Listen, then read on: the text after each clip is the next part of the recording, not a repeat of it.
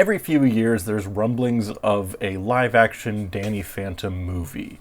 And by rumblings I mean I think Butch Hartman tweeted one time that he wants Tom Holland to play Danny Phantom. But what I would be far more interested in, and what I think would lend itself to Danny Phantom, is a live-action TV show. Not going like full Riverdale with this one, but a little bit in that direction. Kind of what I'm thinking is maybe a bit more like Smallville, definitely very CW, a little bit Buffy, but I think the Danny Phantom universe lends itself extremely well to that format. So today I'm going to pitch to you what I would do with a modern day live action reboot of Danny Phantom as a series. Welcome back everybody to Danny PhantoMonth. Every year during the month of October I like to make videos and content related to my favorite show, Danny Phantom. If you're new here, please go check out all the previous Danny Phantom stuff I've done. I've gone through the entire series and reviewed every episode, and we've done lots of other cool Danny Phantom stuff throughout the years. I'm also going to be reviewing the recently released Nicktoons and the Dice of Destiny. That'll be out either very soon or possibly out already. So please subscribe and check out some of my other Danny Phantom related videos. So let's get into it. I have my notes here. This is sort of like a treatment for what I would do for like a season 1 Netflix 8 episodes live action reboot of Danny Phantom. How do we bring the world of Danny Phantom into the modern age while still staying true to what made that original series work? This is a straightforward reboot. It's not like a one-to-one remake. We're going to change some stuff. It takes place in modern day 2025 or whatever year it is now. We're taking the world and the characters of the original show and translating them for today. So let's start off and talk about some of the characters. I think we keep Danny pretty much the same. I don't have a lot of notes on him. We'll hear a little bit more about him as we continue, but like he's a pretty stock protagonist. I don't think we have to change too much about him. I think he mostly works pretty well. He's just your average kid who no one understands. Sam. Sam is a character who I think almost works really well. She has a lot of things going for her, and I wish that I liked her more, but there's a lot of episodes where she either comes off like kind of annoying, or she's just like right about everything. She's not shown to have many flaws, and she also can come off kind of like annoying in certain episodes. I think mostly we just need to make her more spooky, more of a goth. Tune up the she's not like other girls thing. She's an artist. We're gonna lean into that. She's gonna be always like drawing in her sketchbook, and that'll come up a couple times throughout the season. And she works in this like spooky occult bookstore. The idea behind this is it's one very Scooby Gang from Buffy, so they're going to end up like doing research there on different ghosts throughout the show, but also it gives her like a little bit more of a personality. Like we get to see her in her element. As we find out more about Sam, she actually comes from a very wealthy family. So why is she working this like after school job at this spooky bookstore? Number one, she wants to just get away from her family because she doesn't like them. Number two, her family actually thinks this is a good idea because it'll help her build character. Her parents are actually kind of like Nepo babies. I think the lore in the original show is that their family like invented packing peanuts or something obscure like that, so they like inherited this huge fortune. My great-granddad Izzy was an inventor. He invented that machine that twirls cellophane around deli toothpicks. But in their minds, they like worked really hard at it and, you know, picked themselves up by their bootstraps or whatever. So they like the concept of Sam learning a proper work ethic, and she's actually kind of fine with that because she kind of wants to earn her own keep. She doesn't want to be associated with her Nepo baby, conservative, wealthy family.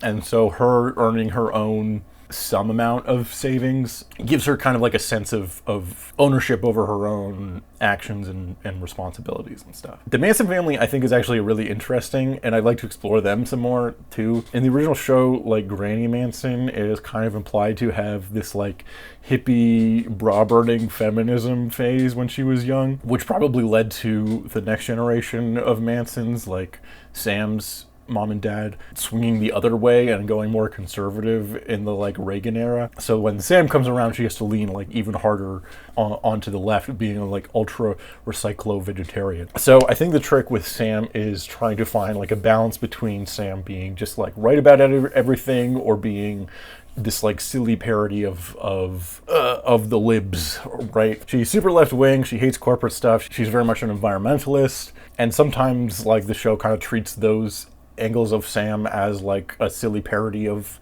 left wingers. But like most of the time, she's like, those are the right takes. Sorry, anyone who disagrees, but like, yeah, it turns out I think the environment is good and we should continue to have it in the future. And yeah, there are no good billionaires. So Sam being very like anti-capitalist, pro-environmental, eco-goth kind of works, but I don't want her to just be right about everything the whole time. So I think instead we don't like lean too hard in her being like a silly parody. Basically, I think we just focus instead on a pure emotional arc. She's a goth who rejects society and acts like she doesn't care about anyone. But over the course of the series, she develops her friendship with Danny and Tucker, and she learns to open up and care more about people. She finds meaning in their community of misfits. She acts like she doesn't care, but she does. Also, Sam is not initially friends with Danny and Tucker when the show starts. We'll get into that more in a second. I think you could play around with the casting of Sam. I don't think Sam necessarily has to be white. I think you could cast her as Asian, or, you know, whoever is good for the role. And I think you could also play around with her sexuality a little bit, since, as we know, all goths are bisexual. Okay, Tucker. Modern day Tucker, I feel like, would be like this tech bro who's really into like crypto and NFTs and like AI art and stuff. His whole thing is tech, and I feel like he would like really easily fall into the trap of like being an annoying crypto bro, you know? So how do we make a character like that likable? That's a good question. In the original show, Tucker doesn't really grow or change that much over the series, and the episodes that do focus on him are kind of weak. Tucker is honestly used best in the original show when he's like a comedic side character running some scam or get-rich-quick scheme that ends in disaster. But I think we need to do a little bit more than that. So Tucker does start off this season being kind of an annoying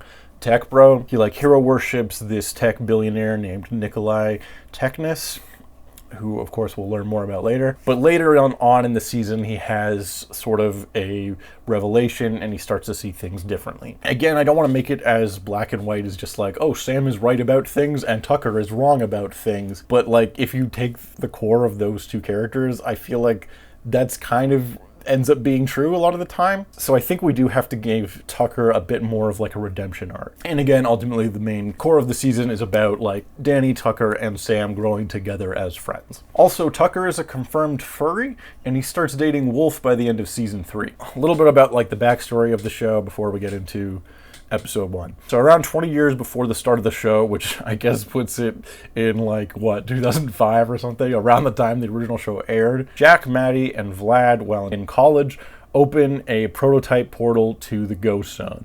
This explodes, horribly scarring Vlad, and weakens the barrier between worlds. Since then, there have been increasing reports of ghostly apparitions in and around the small town of Amity Park. So a lot of the ghosts that we meet during the show were at one time people who lived in Amity Park. This isn't to say that that's the only town where ghosts exist. It's just that in the town, because a portal was opened there, the barriers between the ghost zone and the physical world are a little bit weaker. And so there is ghosts from other parts of the world, but there's a larger concentration of them in Amity Park. I want to give it like a small town spooky vibe where like there's dark secrets. It seems like any town USA, but maybe there's dark secrets underneath the surface. A few weeks before the start of high school, Danny and Tucker are hanging out in his parents' lab. He stumbles into the newly constructed Fenton portal, accidentally giving himself ghost powers. This happens during like the summer, before grade 9, before freshman year, and the show picks up in September. Danny's had his powers for a few weeks, and that's where we start with season 1, episode 1. Also, I forgot to write this down. Another big part of Amity Park as like a town is I want it to have kind of more of a small town vibe. So everyone like sort of kind of knows each other, but it also has a big class divide, which is a thing in the original show. Classism is a theme that comes up multiple times, but it's like more prevalent here. There's like literally a good neighborhood and a bad neighborhood of town. Danny's family kind of lives like sort of in the middle. They're like middle class enough that they own a home, but otherwise aren't like super wealthy or anything. Anyways, that'll come up a couple times throughout the show. Let's get into season 1, episode 1, which is titled Mystery Meat, and it's based on the original pilot of the same name. So, okay, stick with me for a second. We're going to base our trio's initial character dynamics off of sex education. The Danny Phantom trio of that show consists of Asa Butterfield, Judy Gawa, and Emma McKay. Asa and Judy are friends at the start of the show, but they're kind of nerdy and unpopular, where Emma is this like cool goth chick who's not like other girls. She's an outsider. She doesn't really like fit in with anyone. And during the pilot, they end up meeting, and then she like gets involved in their sex education racket thing, and they end up becoming friends. So we're going to kind of steal that dynamic for this show. Danny and Tucker are friends initially. They're both pretty nerdy, Tucker a little bit more so, but Sam is like this total loner. She sits by herself in the cafeteria at lunch, and there's like maybe various rumors about like what her deal is. Maybe Dash or someone is like, "Oh, I heard she's like a real slut," and then she responds with something edgy like, "Actually, I'm planning on losing my virginity the same way Mary Shelley did, fucking a married man on top of my mother's grave." She's just got like a very hostile kind of vibe. Danny and Tucker are definitely like aware of her, but they don't know her super well. They think she's cool because she sits alone on purpose, like by choice, not because no one else wants to sit next to her. During the pilot, Danny and Tucker stumble across this new lunch lady. Danny's ghost sense goes off whenever he's around her, and yeah, she turns out to be a ghost. So like after school or something, Danny is like going to investigate her. They end up fighting, and coincidentally, they end up encountering Sam, who is like protesting the cafeteria's like lack of vegan options or something. Maybe the school brings in like an anti-woke menu that just cuts out any vegetarian options, and she's like, "That's crazy, that's insane." And so she's like sneaking into the caf to like sabotage it or something when she comes across Danny fighting the lunch lady. So now Sam is in on Danny's secret. And the next day, she like purposely seeks out Danny and Tucker at lunch and sits with them. And she's like, what are we going to do about this ghost situation? And they're like, "You're sitting with us? But you don't sit with anyone." Danny and Tucker are like reluctant to let her in on his secret, but the cat's out of the bag, she knows. And they realize that hanging out with this cool goth chick who is not like other girls might actually be kind of good for their image, because she's got this weird reputation of being this cool outsider, and they're just nobodies. So at least being an outsider by choice is a little bit cooler and more interesting than being completely forgotten entirely. So they also seek this opportunity to try to climb the social ladder. Sam invites Tucker and Danny to her spooky bookshop after school, and they do some Scooby type research, and they learn about there was a lunch lady back in the day who worked at the school but mysteriously died, and this introduces us to the concept that ghosts are in fact real people in this world. We're not doing the like they're weird monsters or whatever. It's season 1 rules where ghosts are real people that lived. Danny has a big fight with the meat-powered lunch lady at the end of the episode and defeats her and seals her away in his Fenton thermos. And that basically sets up all the concepts of the show. Sam will grow to be friends with Danny and Tucker throughout the season. Danny and Tucker will try to become more popular and try to fit in, while ultimately realizing there's more value in their weird little community of misfits. Episode 2 is titled Remember, and it's based on the episode Fanning the Flames. This is the Ember McLean episode. Ember McLean is in town holding this concert, which seems to almost brainwash people and turn them into like super fans. I think that modern day Ember would be like a K-pop star. You know I'm right. This one mostly follows the plot of the original Fanning the Flames episode, but with a little bit of a twist. We're going to steal some of the stuff from this very popular, I don't know if you would call it a fan theory, because it feels more like a creepypasta to me.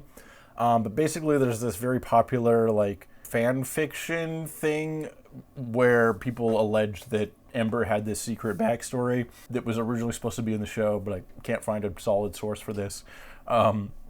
Where back when she was a human and alive, she was this kid that was like bullied in high school and didn't really fit in. And she went out with this guy one time, but then he like ghosted her, and Ember was like so heartbroken about this that she like unalived herself in a dramatic fire, and that's why she's called Ember or whatever. It's a little bit silly, but I kind of like the lore around this almost creepypasta secret backstory of Ember.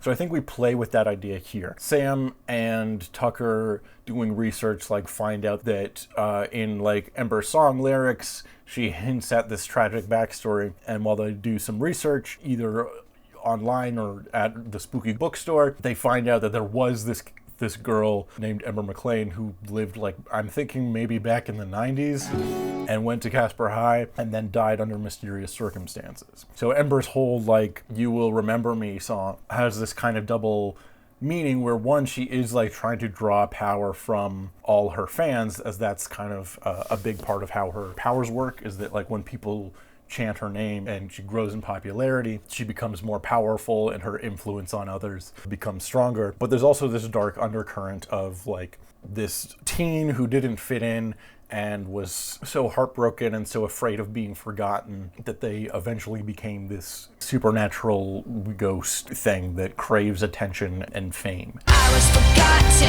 I won't be forgotten, never again. Here we're basically introducing the idea that ghosts aren't just pure evil, and it's a little bit more nuanced than that. So Danny ends up defeating Ember by basically just like talking her down and trying to reach out to her on an emotional human level, hinting at what his role will later become throughout the season. He's not just there to fight ghosts and to protect humanity, but he's there to be a bridge between the two worlds, kind of setting up some of the lore that we go into in A Glitch in Time. Also, there's an iconic Ember TikTok dance that goes viral, and we see all the characters like Paulina and stuff like imitating it throughout the show, and it goes viral in real life as well. Episode 3 is titled Splitting Images, and it's based on the same episode of the same name. This one is again taken mostly from the original.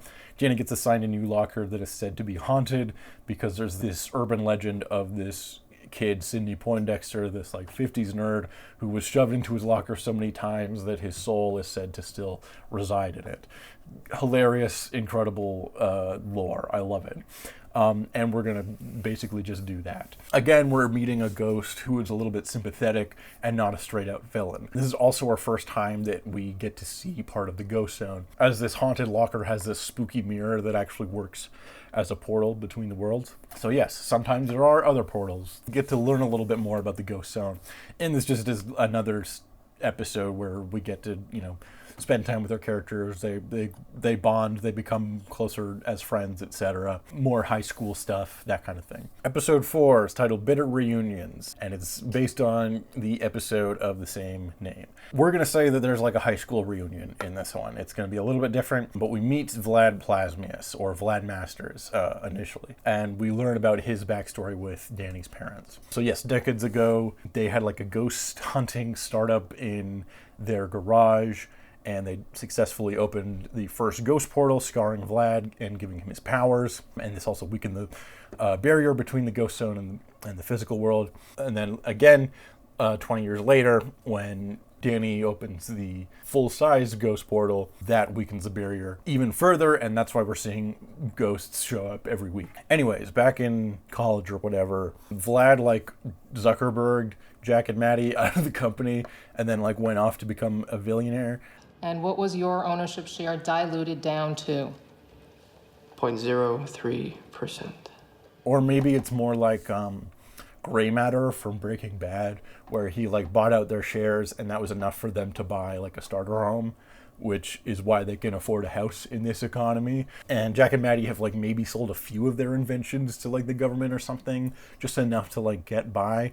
but otherwise they're pretty middle class. They're not living a life of luxury or anything. But that's fine with them because they're not in this for the money. They're in it for the love of the game, the love of hunting ghosts. But Vlad went on to like build his ghost hunting tech startup into $1 billion company while also using his like powers to influence like the stock market and stuff. Very shady stuff all around. And there's like a high school reunion, so he shows up back in town and we do a lot of the same beats from the original episode. Danny and Vlad fight, but they end up having a reluctant truce because Vlad is still in love with Maddie. They had like a love triangle kind of back in the day. Since Maddie could never love someone who is a ghost, Danny and Vlad end up with this reluctant truce where they're willing to, it's like mutually assured destruction type thing where they won't reveal each other's identities because otherwise the other person will reveal their identity. You get the idea. And yeah, so that episode's mostly the same. We're mostly just setting up Vlad as a character and like establishing what his backstory is and his relationship to Vlad and Maddie. Episode 5, I don't have a good title for this one. It's a Technus episode and it's based on kind of the Doomed episode where they go into a video game. It's kind of based on that one. Maybe it's called Doomed Scrolling or something like that. This is a Tucker-focused episode. Nikolai Technus is this tech billionaire who runs a branch of his company, Axion, in Amity Park. A tech billionaire with a name that references actual scientist Nikola Tesla? What could possibly go wrong? Anyways, Valerie's dad works here. I forgot to mention, Valerie's in the show. This is the first episode where we like learn a bit more about her, but you know, she's around. And anyways, the company's having this like internship showcase thing where they invite students to come see the company. And Tucker is like very, very into this. He kind of like hero worships Technus and wants to like work at his company. I'm picturing that they run this like Fortnite, Roblox type game, which has like a big social media aspect to it. Like people are streaming the game all the time. I feel like Tucker would be a streamer. And it has like some kind of creator rewards program and even like a Roblox kind of thing where you can like make games within the game. And so it kind of like is an introduction to programming and stuff. But in the same way that Roblox is super shady in the way that it handles that, this is also that, where it's like, so you're kind of getting children to create games and then you also profit from it. That's a little weird. Tucker is way into this game. He wants to get into like game design and programming and stuff.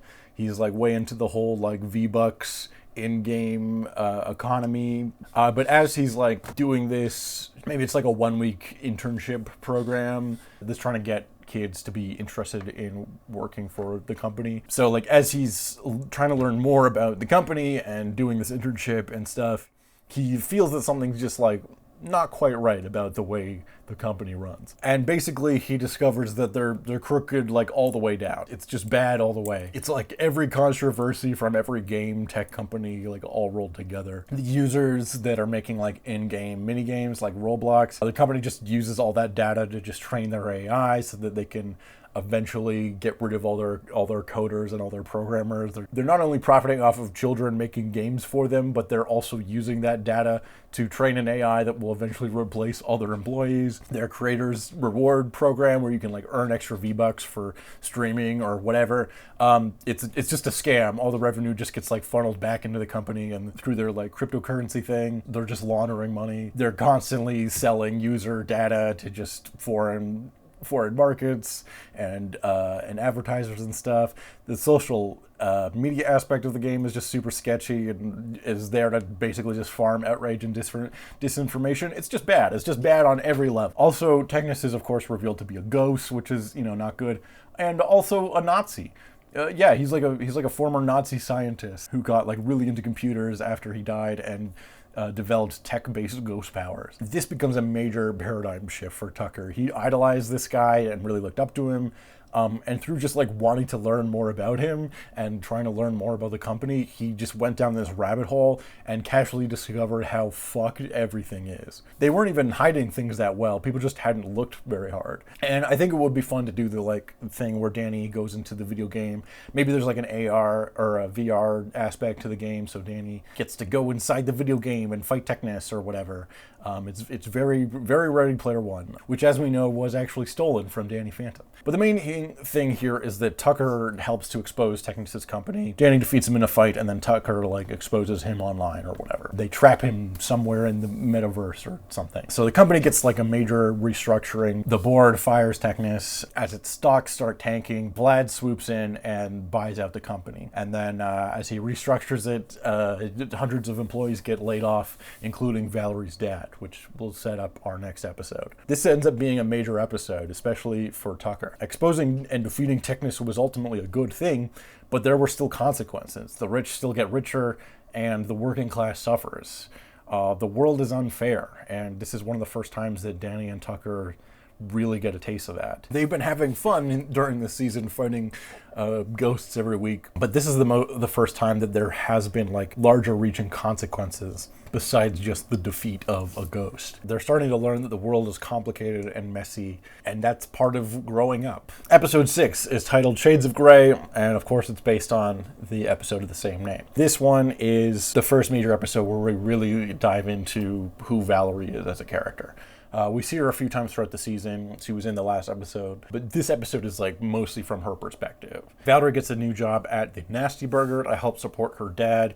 They have to move into this small apartment on the other bad side of town after he lost his job. He's this single dad who took what was supposed to be this stable tech job in a thriving and new industry, but now they're suddenly below the poverty line and can barely make rent in a shitty apartment. Valerie is also missing out on a lot of social activities with the popular crowd, with Dash and Paulina and them, because now she has to spend her after school time working, as many people do in real life. And of course she blames the ghost boy for her dad's firing, seeing Danny and Technus' big fight in the game. Probably deep inside she knows that it's a little bit more nuanced than that, but she's angry and needs something to be angry at. And suddenly she's given this super suit by a mysterious benefactor, and with it, the ability to hunt ghosts. Meanwhile, Skulker is also in town because there is a bounty out on the ghost boy. So the only question is, who is going to get to him first? Yes, we get a lot of cool action in this episode with Skulker and Valerie both after Danny. A lot of major character development for Val. At some point, Danny discovers that Valerie is the one after him, but obviously it's complicated and he doesn't know what to do about it. She's not a bad person, but and he could kind of see from her perspective why she doesn't like the ghost boy, since trouble does seem to follow him around. By the end of this episode, Skulker is defeated, and Vlad reveals himself to Valerie as the creator of her supersuit.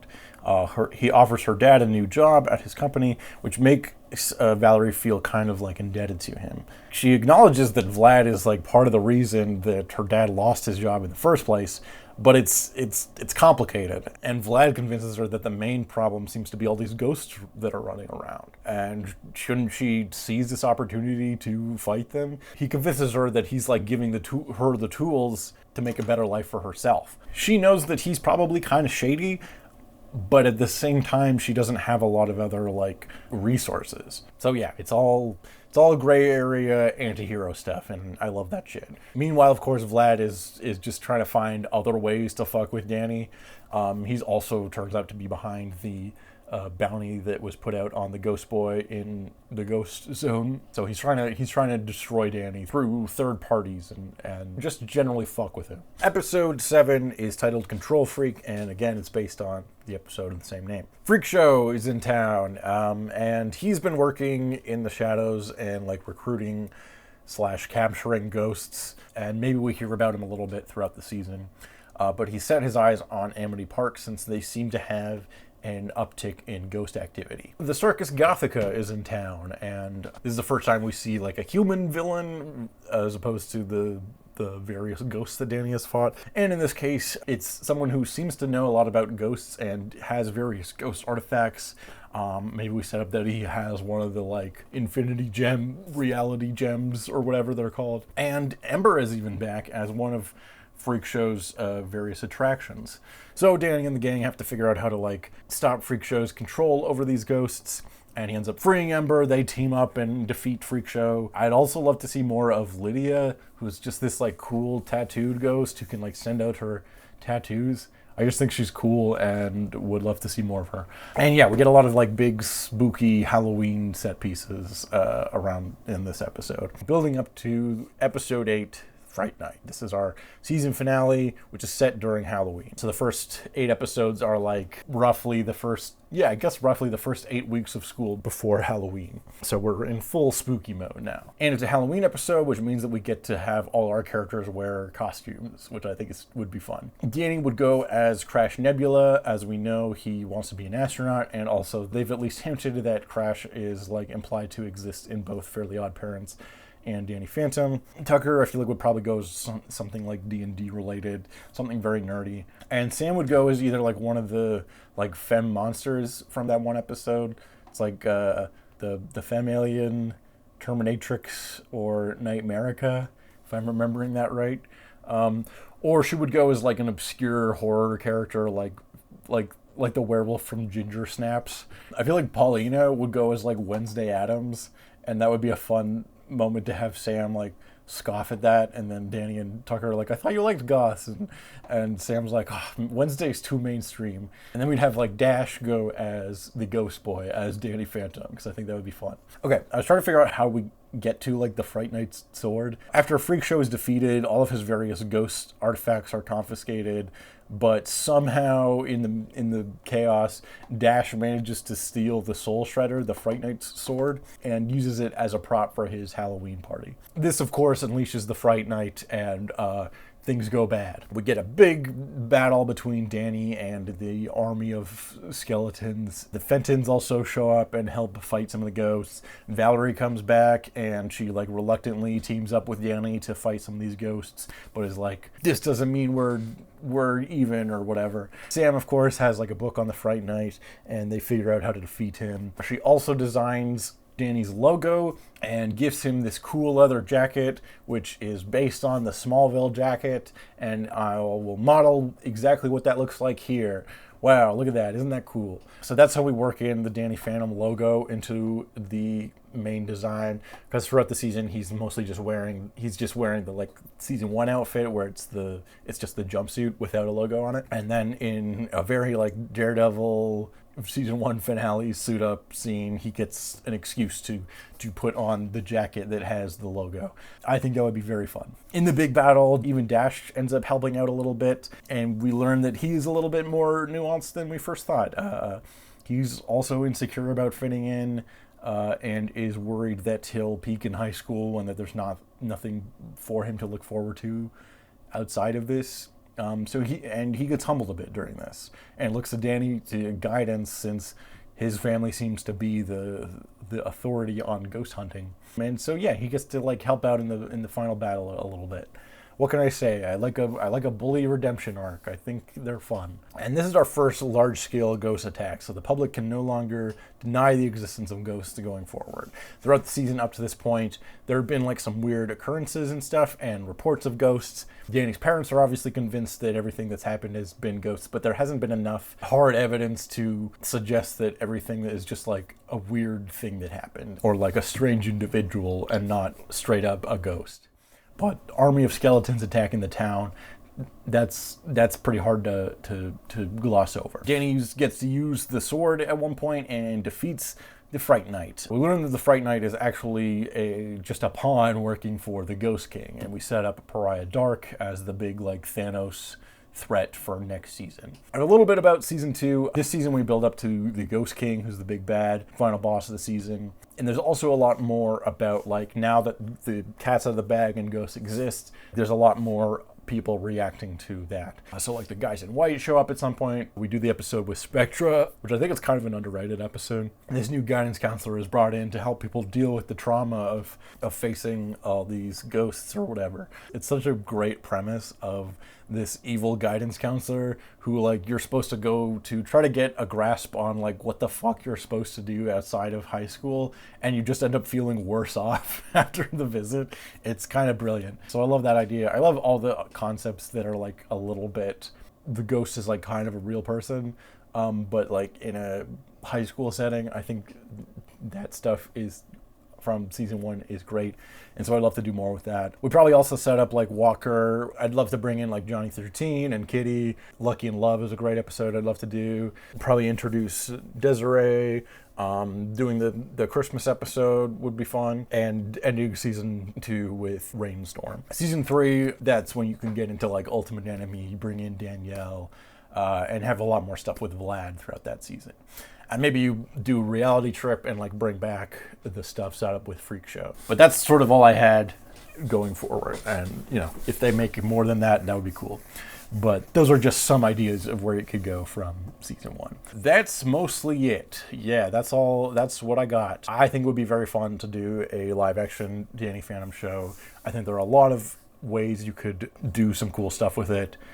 And I think a lot of the episodes in season 1 are very strong and translate even well to the modern day. Like a big thing in the original show is there's a lot of episodes based around like technology and the internet and like gaming and stuff. And it's done in a way that's very like, we gotta appeal to the kids. This is what the kids are into.